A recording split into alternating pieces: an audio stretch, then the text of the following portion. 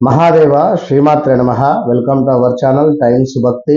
28వ తారీఖు శుక్రవారంతో సాయంకాలం 7 గంటలకు 7:02 మొదలైనటువంటి ఈ యొక్క అమావాస్య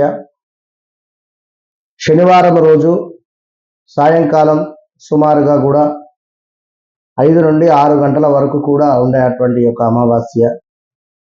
మరి శనివారం సూర్యోదయం ఉంటుంది కనుక దీనిని శని అమావాస్యగా కూడా చెప్పుకుంటారు.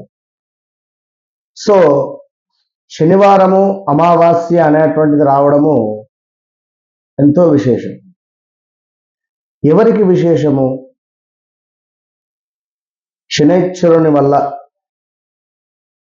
ఇబ్బందులు పడేటువంటి వారు, శనైశ్వరుని యొక్క దశ అంతర్దశలతో కొంతమేర కొన్ని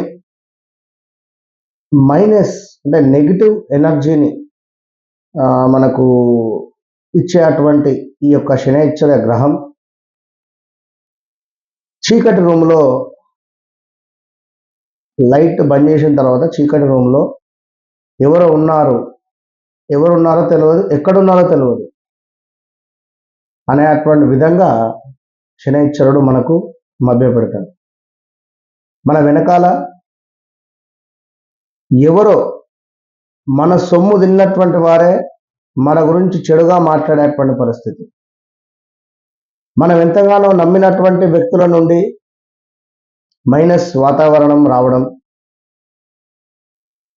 మనం ఎంతగానో ఇష్టపడినటువంటి వ్యక్తుల నుండి తిరస్కారం, అంటే మనం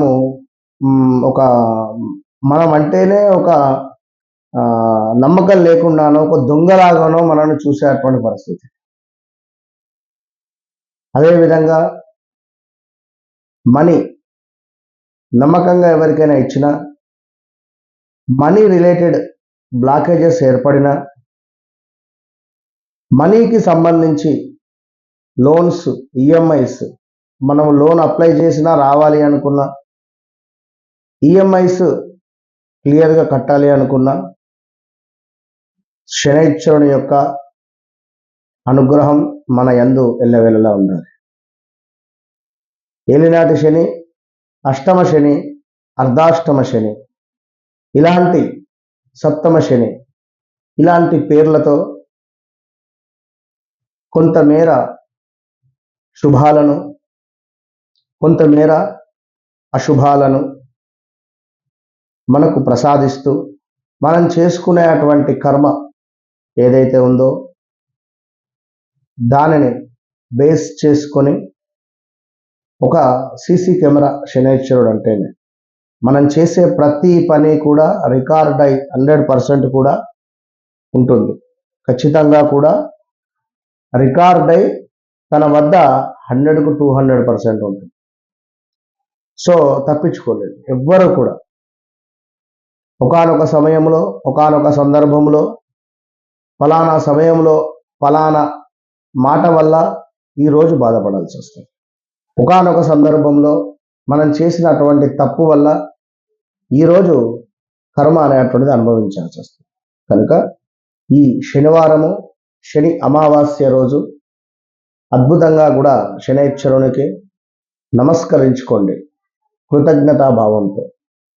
తీసుకువెళ్ళి నువ్వులను వేసేసి తనకు అసలు తన ముఖము కూడా కనబడేటువంటి విధంగా కూడా లేకుండా చేసేస్తూ ఉన్నాం.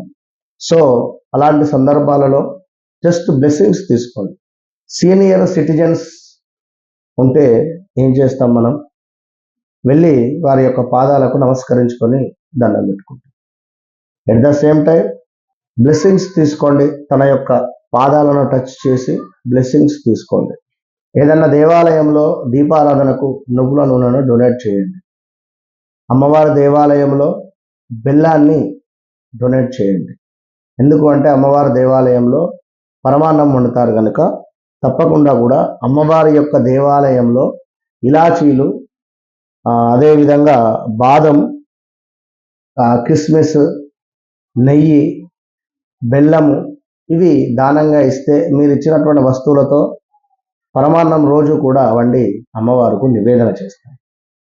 ఇక అదేవిధంగా ఈ యొక్క పాల్గొన మాసంలో వచ్చేటువంటి యొక్క అమావాస్య రోజు రుద్రునికి, అదేవిధంగా అగ్నిదేవునికి, అదేవిధంగా విష్ణువుకు అండ్ బ్రాహ్మణులకు మనం ఎంతనైతే పూజిస్తామో, బ్రాహ్మణులతో ఒక 10-15 నిమిషాలు మాట్లాడుతామో ఈ సమయంలో, వారికి ఏదైనా మనం తోచిన సహాయం, అది రైస్ బ్యాగా, లేదా కూరగాయల, లేదా ఒక పెరుగు ప్యాకెటా, మీ శక్తి, లేదా ఒక 500, 100 రూపాయలు, 1000 రూపాయల, బంగారమా, వెండి, మీ శక్తి కొలది ఈశ్వరునికి ఎట్ ద సేమ్ టైం బ్రాహ్మణులకు దానంగా ఇవ్వండి. కుదిరితే ఈరోజు ఒక అగ్నిని ప్రజ్వాలన కావించేటువంటి ప్రయత్నం చేయండి. ఎవరైతే ఇక్కడ ఈ అమావాస్య రోజు హోమము కావచ్చును, లేదా ఒక చిన్న పిడిక తీసుకొని ఒక 4 సమిదలు పెట్టేసుకొని ఓం శం శనైశ్చరాయ నమః స్వాహ, ఓం రుద్రాయ నమః స్వాహ, త్రయంబకం యజామహే సుగంధిం పుష్టివర్ధనం ఉర్వారుకమివ బంధనాత్ మృత్యోర్మోక్షేమం స్వాహ. సింపుల్గా ఒక పిడిక మీద 108 సార్లు మీరు స్వాహాకారాలు చేసుకోండి. నల్ల నువ్వులు లేదా వరి ప్యాలాలు అని మార్కెట్లో దొరుకుతుంది, లేదా దొడ్డు అటుకులను తీసుకోండి. వీటిని చక్కగా కూడా, లేదా నవధాన్యాలు తీసుకోండి. ఈ 4 ఐటమ్స్లో ఏదో ఒకటి తీసుకొని స్వాహాకారాలు చేస్తూ 11 సార్లు స్వాహ అయిన తర్వాత ఒక 3 సార్లు నెయ్యి పోయండి పిడిక మీద. సో ఈ విధంగా, ఎందుకంటే అగ్నిదేవుణ్ణి పూజించిన ఈరోజు, రుద్రుణ్ణి పూజించిన ఈరోజు, బ్రాహ్మణులను పూజించిన, వారి యొక్క అనుగ్రహం పొందిన విశేషమైనటువంటి ఫలితం మనకు లభిస్తుందని శాస్త్రంలో చెప్పబడింది. మరొక ముఖ్యమైన విషయం ఏమిటి అంటే, ఈరోజు పెరుగు, అదేవిధంగా పూరీలతో కూడినటువంటి నైవేద్యాన్ని బ్రాహ్మణులకు అందించి వారి ఆశీస్సులు పొందండి.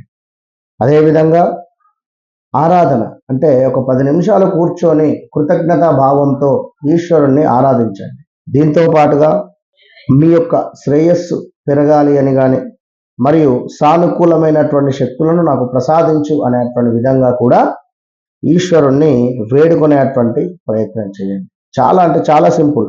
ఇక మరొక ముఖ్యమైన విషయం ఏమిటంటే, ఈరోజు అమావాస్య రోజున మీ యొక్క పూర్వీకులకు ఖచ్చితంగా కూడా తర్పణాలు అంటే పితృతర్పణం చేయడం ద్వారా మనకు వారి ఆశీస్సులు పొందవచ్చునని, అదేవిధంగా గోదానము, వస్త్రదానము, అన్నదానం వంటి దాన ధర్మాలు చేయడం ద్వారా విష్ణువును సంతోష పెట్టవచ్చును. సో ఆ విష్ణువు సంతోషపడితే మనకు ఎంతో శుభం.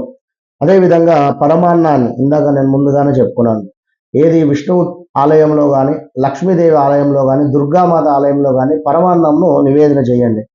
అదేవిధంగా ఈ అమావాస్య రోజు ఖచ్చితంగా ఉపవాసం ఉండండి. ఈ అమావాస్య రోజు ఉపవాసం ఉండడం ద్వారా మనస్సు అనేటువంటిది ఎంతో ప్రశాంతంగా మారబోతూ ఉన్నది. అదేవిధంగా భక్తిని, మీ యొక్క భక్తిని మరింత పెంచుకునేటువంటి ఒక ఆరా అనేటువంటిది క్రియేట్ అవుతుంది. దీంతో పాటుగా తప్పకుండా ఈరోజు ధ్యానం చేయడం ద్వారా ఆ గణపతిని కానీ, ఈశ్వరుని కానీ, దుర్గామాతను కానీ, విష్ణువుని కానీ మనసుకు ప్రశాంతమైనటువంటి వాతావరణం మీకు లభించబోతూ ఉన్నది. ఆధ్యాత్మికంగా కూడా మీకు ఉన్నతమైనటువంటి స్థానానికి వెళ్ళేటువంటి పరిస్థితి ఉంటుంది. దీంతో పాటుగా కుదిరితే ఎక్కడైనా మీకు నది స్నానం అవైలబుల్లో ఉన్న, బావి వద్ద తోడుకొని స్నానం అవైలబుల్లో ఉన్నా కూడా చేసే ప్రయత్నం చేయండి. తప్పకుండా సూర్యునికి కూడా తర్పణాలు విడిచిపెట్టండి. ఈ యొక్క అమావాస్యను అద్భుతంగా వినియోగించుకోగలరు. All the best.